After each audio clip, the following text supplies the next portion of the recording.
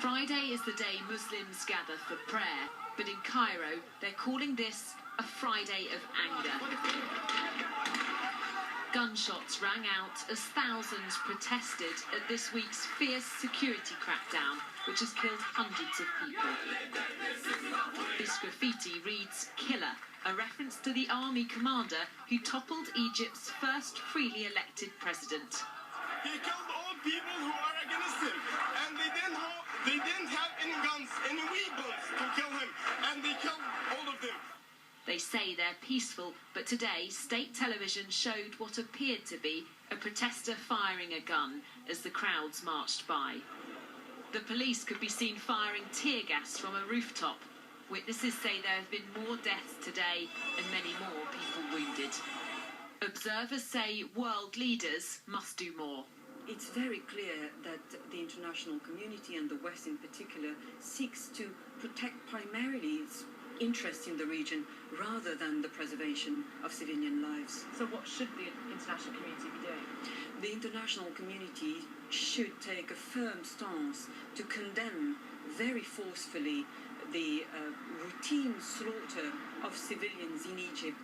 The Foreign Office has advised against all but essential travel to most parts of Egypt, but says the Red Sea resorts, including Sharm el-Sheikh, are still safe. British tourists in Hurghada have been advised to stay within the grounds of their hotels. 5 News spoke to a British student who's studying in Cairo, the city at the centre of the violence. You could hear a few more pops of guns in the distance just every so often. And last night we saw some about 5 or 6 trucks going along the Corniche along the side of the Nile with lots of police, army or police that's hard to tell from a distance. And that must be scary to see. It is. Sometimes, like now, it's suddenly come to us very quickly, and we didn't expect that. A state of emergency remains in place, and the police have been authorised to use live ammunition.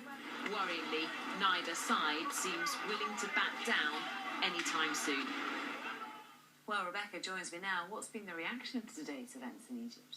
Well, as you heard in that report, some say that the international community is not doing enough. The US has condemned the violence, but it's resisted calls to cut off aid to Egypt. Today, the French president and the German chancellor spoke on the telephone, and they called for EU ministers to meet next week to coordinate a response. But some might say next week just isn't urgent enough.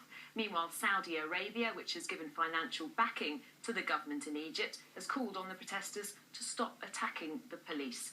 But as the violence continues this evening, pressure really is mounting on world leaders to take action. OK, Rebecca, thank you very much.